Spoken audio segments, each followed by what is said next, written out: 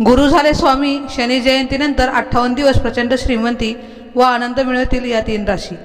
श्री स्वामी समर्थ मित्रांनो, स्वागत आहे तुमचं माझ्या स्वामींची कृपा या चॅनलमध्ये।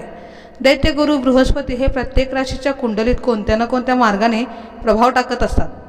गुरु बृहस्पती हे राशी परिवर्तनासह नक्षत्र गोचर सुद्धा करत असतात। सध्या गुरु हे कृतिका नक्षत्रात विराजमान आहेत, तर 13 जूनला म्हणजे शनी जयंतीनंतर 7 दिवसांनी गुरु महाराज हे रोहिणी नक्षत्रात गोचर करणार आहेत।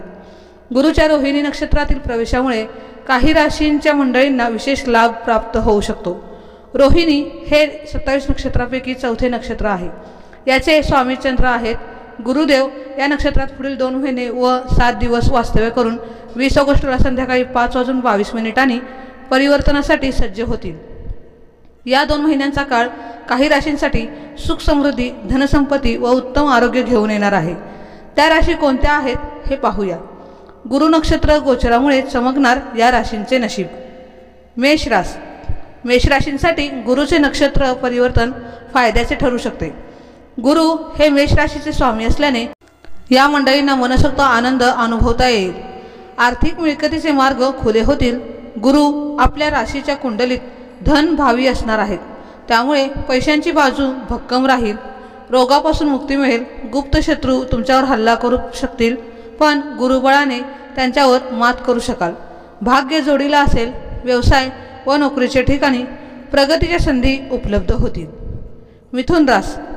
मिथुन राशीच्या कुंडलीत 12व्या ठिकाणी गुरुदेव स्थिर असणार आहेत। या राशीला सुद्धा मुबलक धनसंपत्तीचा साठा गुरु देऊ जाणार आहेत। वाहन किंवा प्रॉपर्टीच्या खरेदीचे योग आपल्या नशिबात आहेत।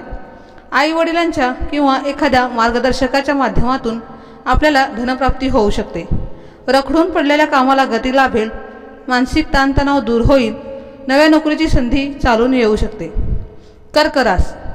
कर्क राशीच्या मंडळीसाठी रोहिणी नक्षत्रच मुळात लाभदायक आहे आणि त्यात गुरुचा प्रवेश म्हणजे दुग्ध शर्करा योग म्हणता येईल।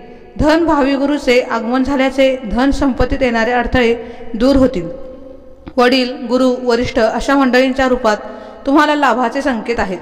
आपल्या सल्ल्याचे लोक पालन करतील व त्यामुळे अन्य राशींना सुद्धा लाभ होऊ शकेल। परिणामी समाजातील आपले स्थान भक्कम होऊन मान सन्मान वाढीस लागेल। संतती सुख अनुभवाल। जोडीदारासह ताळमेळ सुधारेल। आरोग्याला सुद्धा सुदृढता लाभेल। तर मित्रांनो आणि मैत्रिणींनो, आजचा हा व्हिडिओ तुम्हाला कसा वाटला ते मला नक्की कमेंटमध्ये सांगा आणि कमेंट बॉक्समध्ये श्री स्वामी समर्थ लिहायला विसरू नका। असेच आपले नवीन व्हिडिओ पाहण्यासाठी आपल्या चॅनलला सबस्क्राईब करा, लाईक करा आणि शेअर करा। भेटूया असंच आपण पुढच्या व्हिडिओमध्ये। तोपर्यंत धन्यवाद।